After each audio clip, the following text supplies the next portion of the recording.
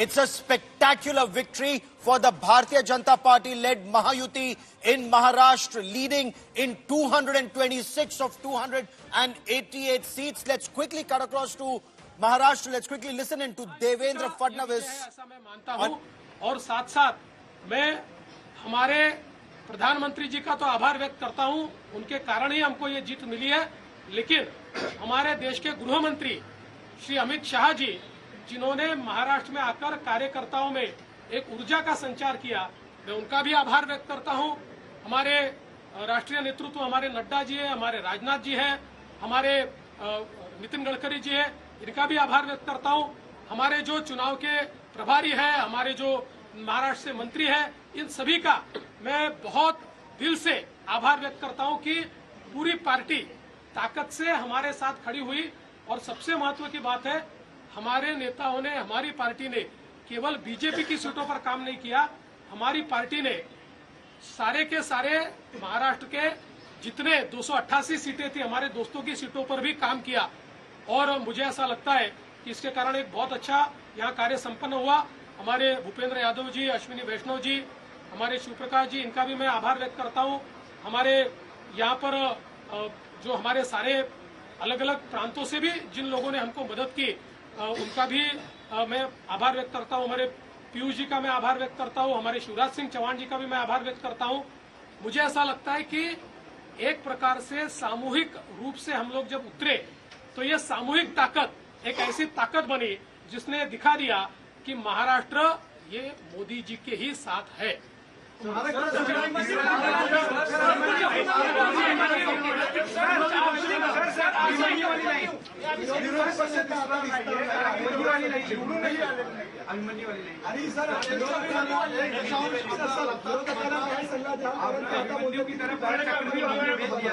ऐसा है, मैंने पहले ही कहा था, मैं आधुनिक अभिमन्यु हूँ, चक्रव्यूह को भेदना जानता हूँ। हमने चक्रव्यूह को भेदा है और ये कोई मैं पहले भी कह रहा हूँ, वापस कह रहा हूँ, इस विजय में मेरा बहुत छोटा उसमें मैं समझता हूँ कि सहभाग है। एक ये हमारी जो पूरी टीम है, इस टीम ने इस विजय को लाया है। मला असं वाटतं की कुठल्याही लोकशाहीमध्ये एक चांगला विरोधी पक्ष असणं हे गरजेचं आहे। त्यामुळे जे काही विरोधी पक्षाचे लोक निवडून आलेले आहेत त्यांचा आम्ही सन्मान करू। त्यांचा आवाज छोटा असो की मोठा असो, ते ज्या योग्य गोष्टी सांगतील त्या योग्य गोष्टींवर आम्ही त्यांना प्रतिसाद देऊ।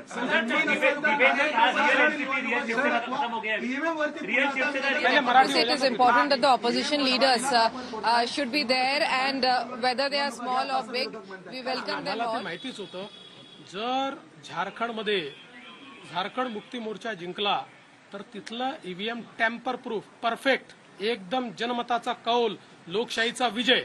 आणि महाराष्ट्रामध्ये हे धाराशाही झाल्याबरोबर लोकशाही खतऱ्यात आलेली आहे, ईव्हीएम प्रॉब्लेम मध्ये आहे, ईव्हीएम टॅम्पर झालेला आहे। मला असं वाटतं की कुठेतरी Fadnavis is raising a question with regards to people raising an issue about the EVM and saying that in case in Jharkhand the JMM wins, then it is all right, but if it is democracy is in danger when it comes to Maharashtra if they win. असं लोकशाहीची हीच खरी मला असं वाटतं गंमत आहे की लोकशाहीमध्ये कोणाला जनता डोक्यावर घेईल आणि कोणाला जनता धाराशाही करेल हे सांगता येत नाही। या निवडणुकीने पुन्हा एकदा ते दाखवून देईल। Difficult to first say who in democracy will win and who the people of will not let win, but whatever it is, it has to be accepted.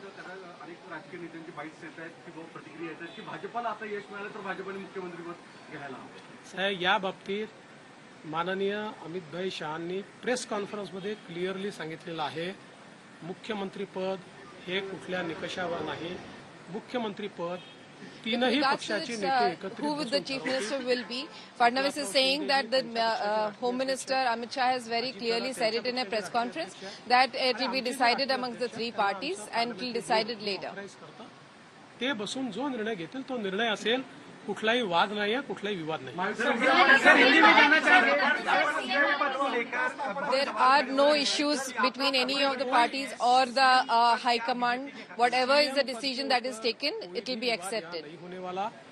क्योंकि पहले दिन से ये तय है कि चुनाव जब संपन्न होगा तो चुनाव के बाद तीनों पार्टियां मिलकर इसको तय करेगी।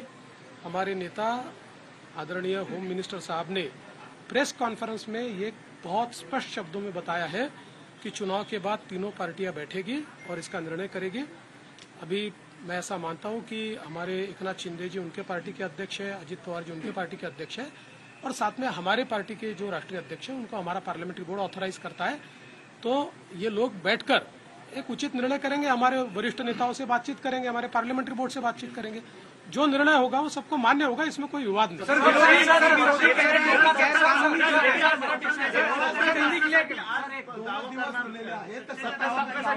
बाबा आता पूर्ण रिझल्ट संपू द्या। आता मी आणि अजित दादा आता सीएम साहेबांकडे चाललो आहे, आम्ही बसून जरा पुढचा काय कार्यक्रम करायचा तो चॉकआउट करू आणि तुम्हाला नीट सांगू। मुझे ऐसा लगता है कि एक प्रकार से लोगों ने अपना मैंडेट दे दिया, लोगों ने एकनाथ शिंदे जी को रियल शिवसेना के रूप में स्वीकार कर लिया है। बाला साहेब ठाकरे की हिंदू हृदय सम्राट शिवसेना प्रमुख बाला साहेब ठाकरे की जो शिवसेना है उसकी लेजिटिमसी ये एकनाथ शिंदे जी को मिली है और जो मूल एनसीपी है उसकी लेजिटिमसी अजित पवार जी को मिली है।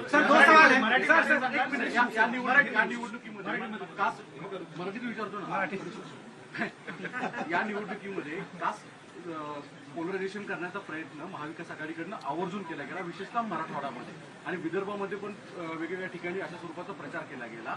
तरी देखील विदर्भ आणि मराठवाडा याच्यामध्ये प्रचंड भाजपला यश मिळताना दिसतंय, याचं प्रमुख अॅनालिसिस मला असं वाटतं की जेव्हा वारंवार तुम्ही एका व्यक्तीला एका पक्षाला टार्गेट करता त्यावेळी तुम्ही जे टार्गेट करता त्यातली हवा पण निघून जाते आणि त्याची तीव्रताही कमी होते आणि लोकांना त्याचं सत्य समजतं। लोकांच्या मनात त्यानंतर एक प्रकारची सहानुभूती तयार होते, लोकांना लक्षात येतं की चुकीच्या पद्धतीनं टार्गेट केलं जात आहे। तसंच आम्हाला महाविकास आघाडीने ठरवून या ठिकाणी टार्गेट केलं, पण मला असं वाटतं की हळूहळू लोकांनी लक्षात आलं, कारण आमचा ट्रॅक रेकॉर्ड चांगला आहे, आम्ही नेहमी पॉझिटिव्ह काम केलेलं आहे, त्यामुळे आमचा ट्रॅक रेकॉर्ड पाहून लोकांनी या ठिकाणी मतदान केलं आहे।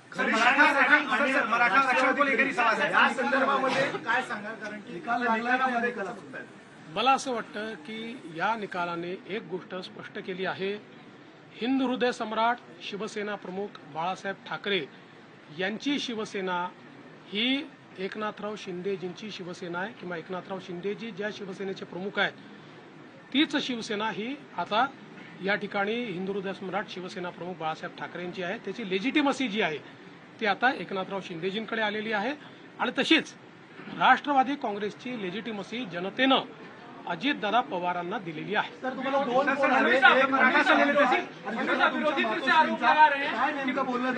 आईसोबत आणि अमित शहा आईचा तर फक्त आशीर्वाद घेतलाय, आईने आशीर्वाद दिलाय आणि अमितभाईंनी खूप आनंद व्यक्त केला आणि अमितभाईंनी या ठिकाणी आमचं अभिनंदन देखील केलं। मराठा आरक्षण को लेकर बड़ा मुद्दा बना, इसके बावजूद आपकी पार्टी बड़ी जीत यहाँ पर हासिल करी। आपके ऊपर चूंकि एक तरह से आरोप हुआ, आपको अभद्र शब्दों में आपके खिलाफ जो है आलोचना करी गई, क्या ये उस वजह से मराठा आरक्षण का जो एक आंदोलन था वो फेल हुआ और जो मैंडेट था वो कहीं ना कहीं आप लोगों के? देखिए, मैंने इससे पहले भी कहा था कि लोकसभा के चुनाव में हमको 43.6% मिले थे, उनको 43.9% मिले थे।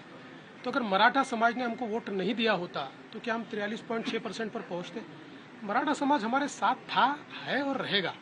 ओबीसी समाज हमारे साथ था, है और रहेगा। सारे समाज आज आप जब इसको डिसाइफर करेंगे, जब आप इसका विश्लेषण करेंगे तो आपके ध्यान में आएगा कि सब समाज हमारे साथ में। देखिए, हर समाज की अपनी इच्छाएं होती है, आकांक्षाएं होती है, लेकिन उनको ये भी पता होता है कि अपनी आकांक्षाएं पूर्ण करने के लिए प्रामाणिकता से काम कौन कर सकता है, तो लोगों का विश्वास हम पर। 2019ला मला आठवतं की वर्षावर एक प्रेस झाली होती, त्यानंतर शरद पवारांनी तेल लावलेला पैलवान हे वाक्य बोललं होतं आणि तुमचं आलेलं माइंडेड गव्हर्नमेंट पाडलं गेलं होतं कालांतराने, त्याचा बदला घेतलाय का आता? तेल लावलेला पैलवान कुठलाही बदला मी घेतलेला नाही। राजकारणामध्ये जनता ठरवते कोण जिंकेल कोण हरेल। कधी कधी एखाद्या गोष्टीचा नापसंती ही जनता कळवते त्यामुळे यातनं जनतेने कदाचित नापसंती कळवली असेल आणि आमच्या बाबतीत पसंती कळवली असेल. मला असं वाटतं की याला वेगळ्या पद्धतीने पाहण्याचं कारण नाही आणि नंबर्स काय आहे याच्या आधारावर मी विरोधी पक्षाचं मूल्यमापन करणार. सर, एक सवाल आहे की चर्चा सुरू झालेली आहे. महाराष्ट्र चाणक्य म्हणून शरद पवारांचा उल्लेख वारंवार केला जायचा. आता महाराष्ट्र चाणक्य बदलला आहे. बदलला असेल तर मला माहीत नाही. फक्त मी एवढंच सांगू शकतो की मी तरी चाणक्य वगैरे काही नाही. मी भारतीय जनता पक्षाचा साधा कार्यकर्ता आहे. माझा पक्ष मला ताकद देतो, माझ्या पाठीशी उभा राहतो, म्हणून मला हे सगळं करता येतं. आमच्या पक्षातले जे वेगवेगळे नेते आहेत हे सगळे नेते माझं नेतृत्व मान्य करतात, म्हणून मला पुढे जाता येतं. त्याच्यामुळे चाणक्य वगैरे नाही. म्हणून सांगितलं हे जे काही आम्ही जिंकलो आहे ही एकत्रित भारतीय जनता पक्षाचा हा विजय आहे. याच्यात देवेंद्र फडणवीसचं कॉन्ट्रीब्युशन हे फार लहान आहे. गैर कानूनी जीत ये कह रही है And I'm too small a person to make such announcements. क्योंकि जनता आप लोग के खिलाफ थी. और सर, और इसी से एक सवाल इसी पे कंटिन्यू कर लेता हूँ सर. क्या देवेंद्र फडणवीस के रूप में समंदर वापस आ गया है? जो लोग घर किनारे पे बसाए थे बह जाएंगे? देखिए, पहली बात तो ये है कि संजय राउत इनके ऊपर मैं कभी प्रतिक्रिया देता नहीं हूँ, लेकिन आज आवश्यकता इसलिए दे रहा हूँ. मुझे ये पता है कि झारखंड में झारखंड मुक्ति मोर्चा जीता है तो बहुत लेजिटिमेट जीता है. वहाँ चुनाव एकदम फेयर हुआ है. वहाँ पर इलेक्शन कमीशन ने अच्छा काम किया है. वहाँ पर ईवीएम इतना पक्का था कि वो हैक ही नहीं हो सकता. वहाँ लोकतंत्र का विजय हुआ है. और महाराष्ट्र में अगर हमको लैंडस्लाइड विक्ट्री मिली है तो इलेक्शन कमीशन भी बायस हो गया है. यहाँ का ईवीएम हैक हो गया है. यहाँ पर लोकतंत्र की हत्या हो गई है.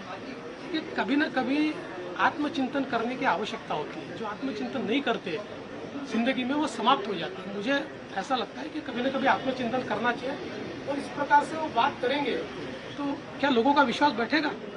चलो, थैंक यू.